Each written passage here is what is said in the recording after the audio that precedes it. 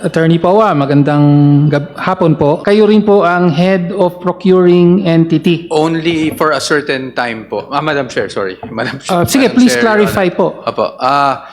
If I may just clarify on all the dates, Your Honor, para lang klaro tayo. Okay. Kasi Ang importante pong sinabi niyo rito, the VP gave it to me herself po. Binigyan po kayo mismo direkta Apo. ng envelope ni Vice President Sara Duterte. Binanggit din nga po yung mga certifications na inattach nyo na hinihingi ng COA, actually, hindi nyo naman talaga alam kung may kinalaman ito sa paggamit ng confidential funds o hindi. Tama po? Your Honor. Yes or no? Your Honor, it's not a yes or no answer. It's not a yes or no. If with all due Please, respect. let's allow Attorney Powa to answer the If I may, question. ano, because that, You may proceed, Attorney it was- Powa. Sige.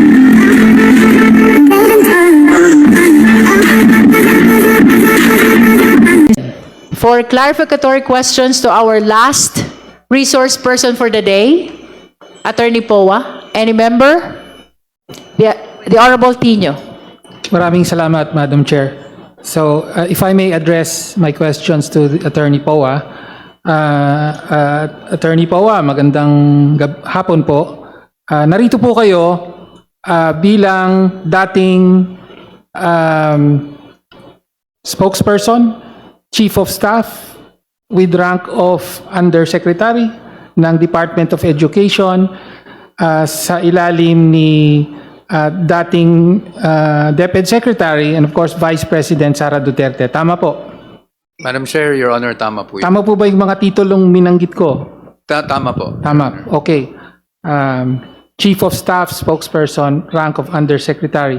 Okay. And of course, sa nakaraang kongreso ay isa kayo sa mga resource persons sa mga hearing ng Committee on Good Government chaired by the Honorable Chua. At nabanggit na kanina na inadmit na at bahagi na ng proceedings yung mga records nito, no? Including yung mga sworn testimony po ninyo. Hindi po ba? Tama Madam po. Chair, Your Honor, tama po. Tama po. Madam Chair, meron lang po akong ilang clips ng mga specific testimony niya nung panahong yon na gusto ko lang po magtanong ng ilang clarificatory questions kaugnay dito. Una po, let me point out na sa Sabalya complaint po, page 90 of the Sabalya complaint ay nandoon po ang pagbanggit nito. In paragraph 269, high-ranking officials of the Department of Education testified before Congress that they received multiple envelopes containing cash amounts ranging from 12,000 to 50,000 pesos. These officials believed that these envelopes came directly from VP Sara, with one former DepEd spokesperson, Michael Powa, testifying that he received envelopes directly from VP Sara herself. So yan po ay nasa Sabalya complaint. Tapos, nandyan po yung clip nung testimonya niya mismo kung pwede pong ma-play natin. May we know from the committee secretariat if the video of Attorney Powa admitting to having received that envelope with certain amount of money is already available? Okay. Kindly play the video. Yes, sir. When I was Hope, sir, I became Hope. No, I can categorically say I was not able to receive a single envelope at all. But do remember sometime December 2022 or early December, I did receive an envelope, just minimal amount. And at times, pag nagsasabi, may mga times kasi, sir, na candidly, medyo napagalitan ako because nag-aabono daw ako. Because when people come to me as a spokesperson, sometimes they tell problems. I would give, at the end of the day, ang kailangan lang pala nila, 3,000, 5,000. So nagbibigay ako personally. So there were instances, occasional, although not regularly, not like monthly at all, that I would receive, but not from ASEC Shine. I would, when I would tell the VP, like nung Christmas, the VP gave it to me herself. There are times. But yes, yes, sir. When I was Hope, sir, I became Hope. No, I I can categorically Umulit. say I was not able to Umulit, receive a umulit na po. Pwede pong i-pause na muna. Okay. So, yun po yung unang clip. At sabi nyo, when I was Hope, sir. Pwede po bang ilinaw lang? Ano ibig sabihin ng Hope? Head of procuring entity po. Head of procuring entity. So, hindi nyo po nabanggit na or banggitin natin for the record na aside from being spokesperson and chief of staff, Apo. kayo rin po ang head of procuring entity. Only for a certain time po. Madam Chair, sorry. Madam Chair. Sige, Madam please Chair, Your clarify Honor. po. Apo. If I may just clarify on all the dates, Your Honor, para lang klaro tayo. Okay. Kasi I think dun sa subpoena, mali din yung dates. Ay, as opo, Chief of please Staff. clarify then. When I was hired sa DepEd, I was hired as a spokesperson with a rank of Director 4. That was back in July 2022. Ngayon po, yung pagiging Undersecretary and Chief of Staff ko po, Your Honor, it wasn't until April 1, 2023 kung kailan ako na-appoint as Undersecretary and Chief of Staff. And then yung Hope po, ako po yung naging Hope October, I have the date here just to be exact, no? October 17, 2023. Yun po yung nag-retire si Yusek Mercado. Okay. Doon po ako naging Hope. Okay, thank you. So yung panahon na ito, December 22, 2022, hindi pa po kayo Hope. Hindi So pa po. kayo po ay spokesperson. Apo, spokesperson. Okay, thank you. And then you received an envelope containing an amount from ang importante pong sinabi niyo rito, the VP gave it to me herself po. Apo, Tama po. Binigyan po kayo mismo direkta apo. ng envelope ni Vice President Sara Duterte. Ngayon, as to the amount, hindi niyo po binabanggit dito. By the way, Madam Chair, this is from the transcript of October 17, 2024. Wala pong binanggit about the amount. But in a subsequent hearing, November 5, 2024, ay may mababanggit na po na amount. Please play the second clip po. Attorney Powa, do you remember receiving an envelope that has about 200,000 in it? Mr. Chair, Your Honor, no. The simple answer is no. The biggest, if I need to share, Yes, go probably, when one time nakwento ko nga na nag-reimburse ako because of the media party, no, for, just to host the media for Christmas, I was given around 20 to 25 at that time, which was, well, to be candid, lower pa than what I made abono, but who are we to diba? So, but never, not definitely not 200, not 100,000, not 50,000. Okay. Oh, Miss Catalan. Okay, thank you. So dito po, sinabi nyo na I was given, so just to clarify, yung pinag-uusapan yung insidente na binigyan kayo, dalawa po kasing magkakaibang hearing to. This is the same incident. If I may just contextualize everything. Yes, please. Your Honor. Kasi there were several incidents na nire-reimburse ako, although hindi siya yung monthly, no? So, for example, Your Honor, that incident that we were pertaining to, the same incident, close to December, because we had to host, alam nyo na, yung fellowship ng media, kinulang po yung budget ng DepEd, so naglabas ako ng sarili kong pera. So that's what happened. Now, in other incidents, similarly, that's why I had to really categorically say that these were reimbursements for personal expenses that I personally shelled out po. Okay. So binigyan po kayo ng binigyan kayo sa isang envelope ni Vice President Sara Duterte ng 20 to 25,000 pesos noong December 2022. Tama po. Hindi ko na po matandaan kung 20 to 25, but yes, it was the same. Well, yun yung sinabi nyo rito. Yes po, ito po. Okay. Okay, so binigyan kayo nun. Tapos, parang binanggit mo na rin, hindi ito yung iisang pagkakataon na binibigyan kayo. Kasi sabi nyo dito, the biggest if I need to share, so implying that you received more than once. Tama po? Madam Chair, yes. Yes. Okay. Mr. Chair. Sabi nyo po, reimbursement. So, ibig sabihin, Hindi po, yung binigay sa inyo ay hindi sweldo, hindi rin yung mga allowances na tinatanggap ng government employee under salary standardization law. Tama po ba?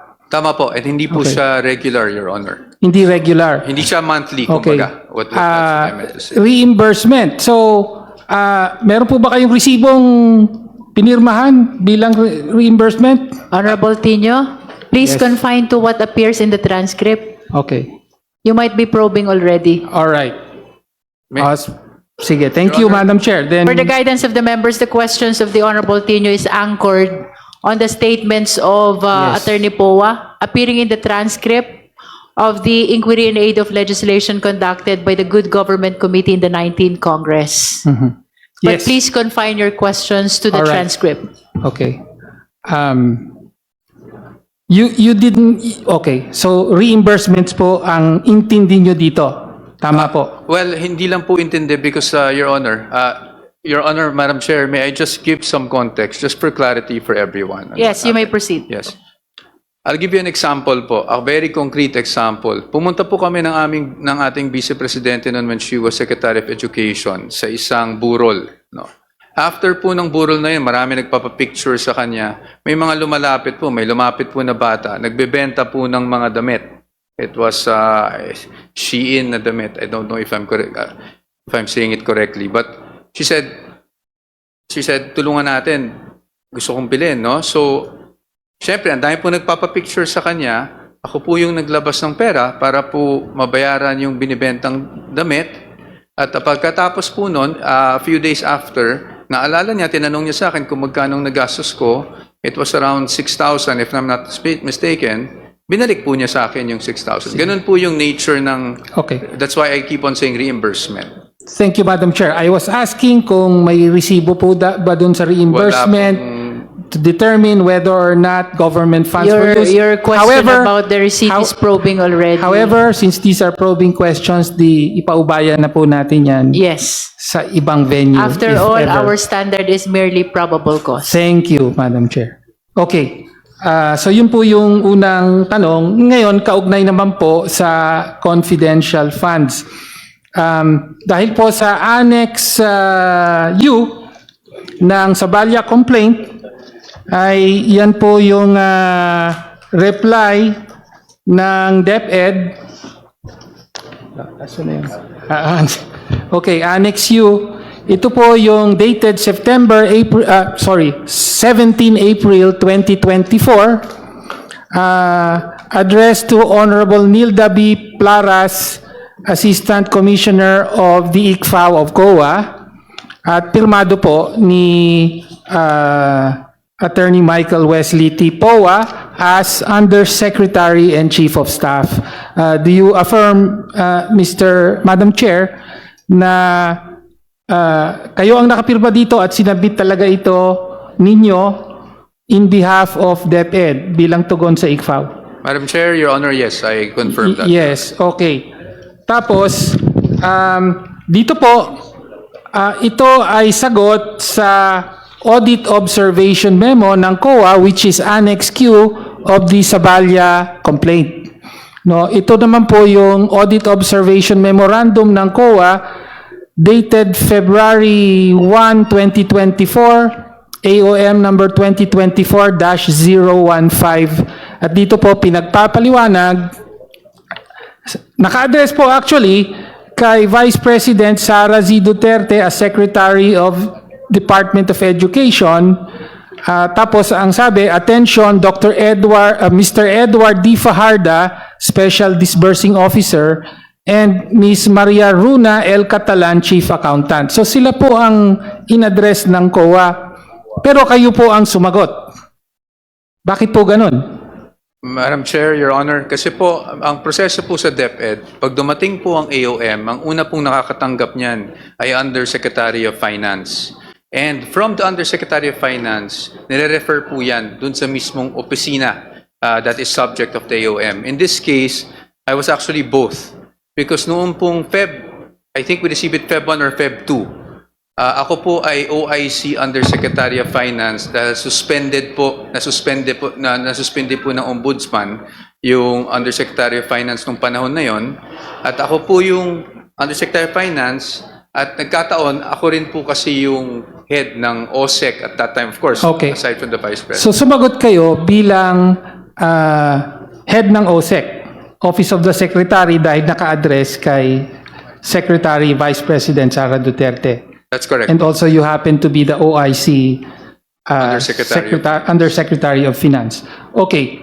Ngayon, bahagi po, so yung COA nga po nagpapalinaw dahil sa tingin nila may mga, sabi ng COA, parang questionable expenses na hindi alinsunod sa Joint Circular on Confidential Funds. Tama po ba?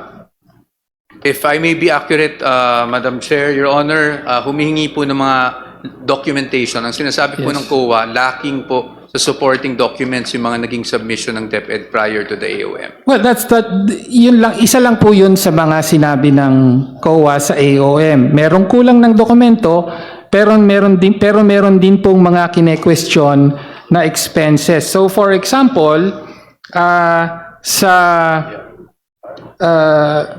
accomplishment report nyo, sabi nyo, meron kayong binanggit na payment of incentives or traveling relative to the confidential operations. At sinabi ng COA rito, the above enumerated expenses are not among the confidential expenses enumerated in item 4.8 of JC number 2015.01. So hiningi kayo ng dokumento sa ibang bahagi, pero dito sabi, yung sinubmit yung expense, hindi kasama sa authorized expenses. At sumagot kayo doon. Ang sagot nyo po ay, kaugnay doon, babasahin ko po yung sagot nyo.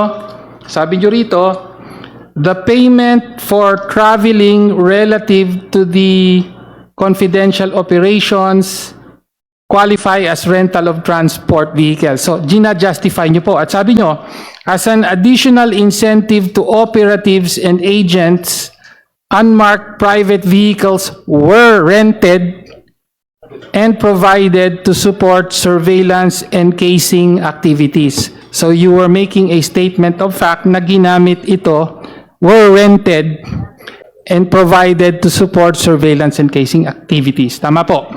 Tama po, Your Honor, but that Thank was you. based on my discussion No, with yun the lang, DO. tama. Yun ang sinabi mo. Opo. Tama, okay. Tapos, ang isa pang, Just for the guidance of the members, Congressman Tino is reading from the letter of Attorney Poa yes, in response to the AOM yes. of DepEd. Yes, Your Yes. Honor. And that letter is part of the documents which were submitted to us by COA, as well as part of the documents submitted to us by the head of the Legislative Archive. That's for the record. Thank you, Madam Chair. But please confine to the letter. Yes. And then, kasama din nga po yung humihingi ng dagdag na dokumento ang COA sa inyo. At ito po ang inyong sagot. Ang sagot nyo naman ay, ito.